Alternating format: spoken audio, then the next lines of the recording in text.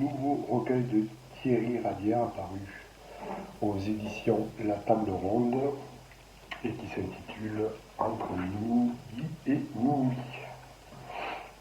Donc ce recueil c'est imposant puisqu'il fait plus de 300 pages, est divisé en 3 parties. Donc première partie s'appelle Poème totémique, écrit en 2017.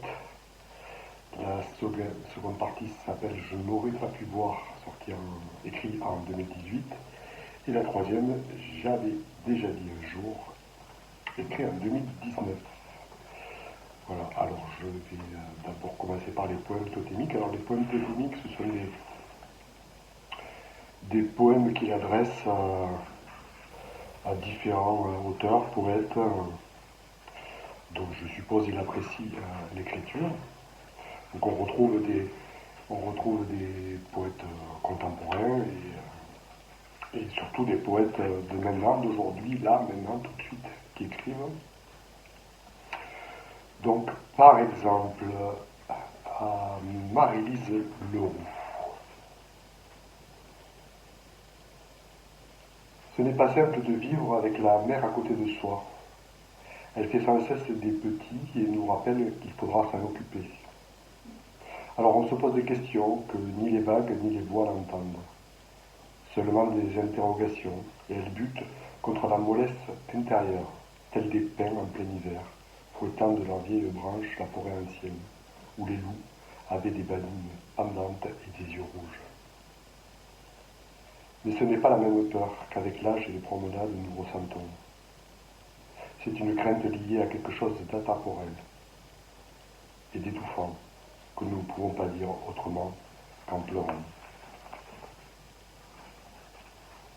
Voilà, au hasard, au hasard. À Patrick Prigent. Après avoir ramassé les cartes postales par terre sur le sable, nous compterons ensemble le nombre de mouettes restées là derrière le chalutier parti. Nous entendrons encore et toujours d'être émerveillés parce que les vacanciers ne voient pas, parce qu'ils sont trop au soleil, éblouis par la fatigue. Des froncements de sourcils plaident leurs pas et leur geste d'être vacants. Une fois de plus, tous les deux, nous nous comporterons comme si nous étions sur une autre planète, à méditer au quotidien ce qu'il reste du parfum. Alors que non, nous serons chez nous, dans la tête des personnages, nous maintenant, à bout de bras, hors des effluves nauséabonds que nous ne voulons plus respirer. Alors la seconde partie, je n'aurais pas pu voir, donc écrit en 2018. La radio passe en continu dans cette cuisine campagnarde où le pot-au-feu mijote depuis la première heure du matin. Et cela ne suffit pas à planter le décor. Il faudra ajouter que la radio est mise en sourdine et qu'il y a de la buée dégoulinant par endroits sur les vitres, afin qu'on commence à imaginer le déjeuner dominical et ses convives spécialement venus pour ce repas rêvé depuis des lustres, que la ville où ils vivent habituellement ne leur permet jamais de prendre ensemble.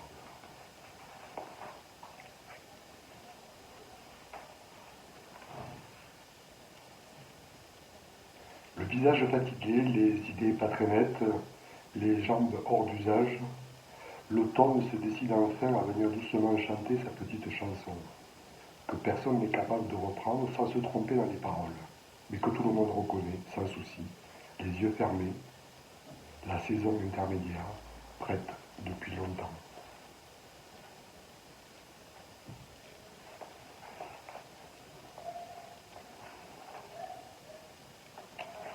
J'ignorais qu'en écrivant, on mourrait doucement, sans problème, les yeux dans la terre, le ventre au soleil, le crâne sous la nuit, le sexe en habit. Oui, je ne savais pas la longueur du voyage et les nombreux arrêts qu'il occasionnerait.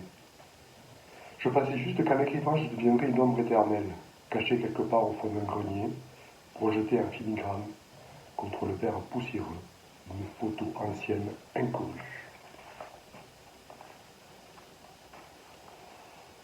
Alors on va passer à la troisième Oui, j'avais déjà dit un jour, en 2019.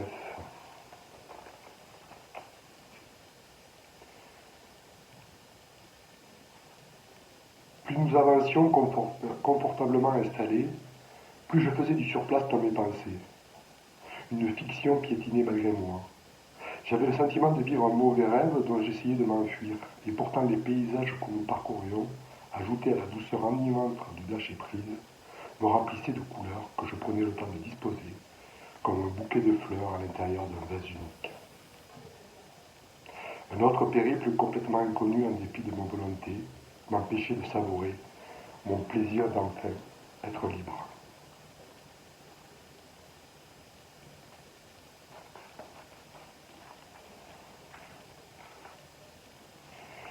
Il était bientôt minuit, avant même d'avoir été midi, parce qu'écrire c'est se perdre dans le temps, c'est en trouver un autre jamais visible en bas de l'écran. Où sont les heures intermédiaires, celles où on est à la fois homme, femme, enfant, animal, tout naturellement entre les minutes diluées et les repas à venir? Qu'arrive-t-il vraiment à l'image qu'on a de soi, si dès qu'on la voit bouger dans le miroir de ces textes, on ne la reconnaît même pas? Que finit-on par choisir? Le doux tremblement réel de son être, ou la voix plus nette de ses personnages, à l'abri des aléas du moral éloigné pour toujours du ravage de la conscience, et ses trous d'obus palpables à la première menace guerrière? Allez, un dernier. Le ciel est tellement vert le soir, au moment de dormir, que nous n'avons pas envie de nous retrouver en fin de journée. Alors nous regardons le linge séché dans la nuit, et c'est comme si nous partions sans nous le dire sur une barque en plein soleil, au milieu du Pacifique et de ses atolls. Nous avons l'impression de rentrer à l'intérieur d'un rêve, avant de nous endormir quand même. De midi à minuit, de Thierry Radière aux éditions La Table Ronde. Salut!